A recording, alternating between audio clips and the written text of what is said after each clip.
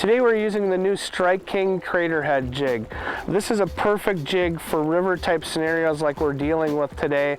The Illinois River, it's fall, the water's cool, we're fishing for saugers. What's very unique about this jig head though is that it has a semi-stand-up bottom on it, but it also has this concave shape on the bottom, which is why we call it the crater head.